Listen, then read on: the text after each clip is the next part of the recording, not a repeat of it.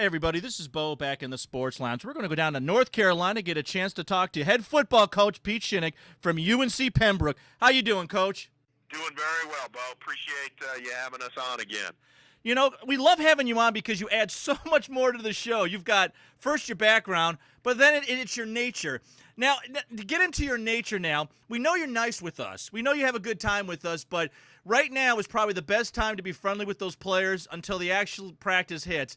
I bet it's a lot of meet and greet right now and smiles. Exactly.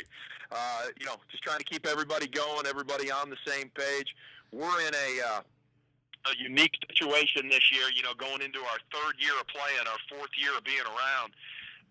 We had a fundraising golf tournament at the end of May where we raised some money. We're going to have about 75 guys on campus going to summer session 2. We've got 35 guys finishing up summer session 1 right now, so things are kind of falling into place for us. We had a good year last year, and we're trying to build on that. But as you said, this is a good time to relax a little bit and keep everybody on the same page. Yeah, I'm trying to figure out how you can get those students to focus on schoolwork, football, and basically football with the beautiful weather you guys had. You guys had a lot of rain. I think the whole country saw those waves of storms just start hitting North Carolina week after week. Well, it's been great because the state has needed it. We went through, we're in hurricane season now, I guess. I mean, I'm trying to figure out when that is and when that isn't because it seems like every time it rains, it could be a hurricane around here. But we went through a drought, and now, like you said, we've been hit, and it's really been great for the state, been great for all the farmers. As far as football goes and working out, it's been a little bit hit and miss with some of our guys, but they're creative, and they found ways to continue working that. Yeah, with the beaches that are down there, because North Carolina's got some of the best beaches, and that's got a big plus when you get guys from the north that come down and play football for you, or any sport, is that you've got the beaches. We do. We're 90 minutes from the beaches, Myrtle Beach, Wilmington. Matter of fact, a couple of our coaches are headed right now out to the Outer Banks for a weekend vacation. So a lot of our players, go down there for the 4th of July. It makes it a great recruiting tool because we're in a good location. Most people have been through Pembroke who are coming from the western part of the state because they drive on I-74 and run right by it because most of them have been to the beach and been over there. So it's worked out very well for us.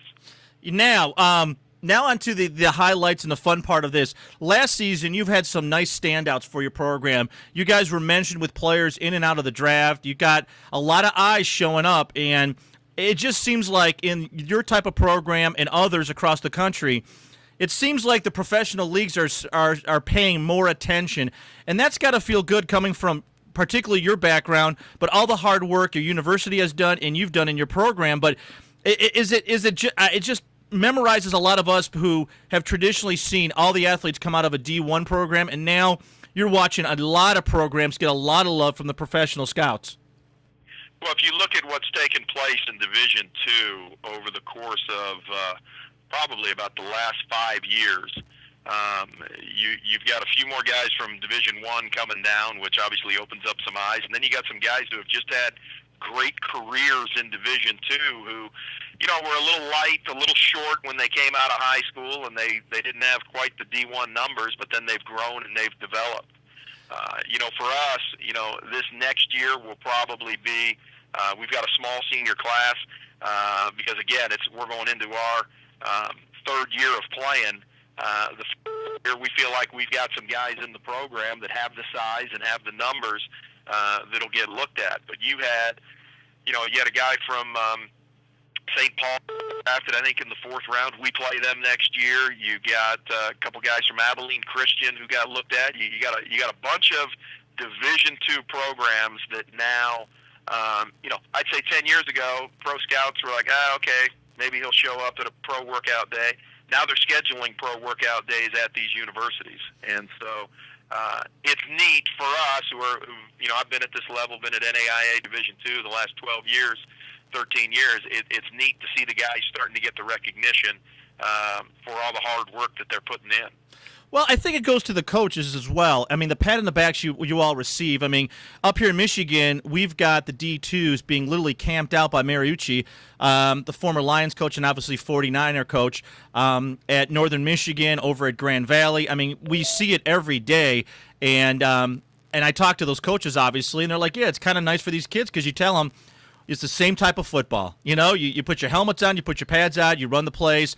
If you're good, you work hard, people are going to notice you. And the last, I think, 5 or 6 years, that's been so much the case now. I mean, Eric Stoltz came from a D3. He had 6 years in the NFL. Exactly. And it is rewarding for the guys. It's rewarding for the coaches because, you know, we're all trying to do the same thing. We're all trying to help these guys out. We're trying to give them an opportunity to get a great education, play a great game, learn life lessons. And if they're good enough, you know, now I think the way it's opened up and what's taken place, guys have the opportunity to be seen and get some recognition. Awesome, Coach. Coach, we want to say thanks. We're going to ask permission, as always, to give you a call probably in another month and a half as you get closer to your training days. Would that be okay? That'd be fine. Look forward to talking to you again. Thanks a lot, Coach. Hey, that was Pete Shinnick from University of Pembroke. He's one of our faves. We always give a shout-out several times throughout the year to keep abreast of his changes, and you need to follow his program. Thanks a lot, Coach. Thank you, Bo. We are off the air.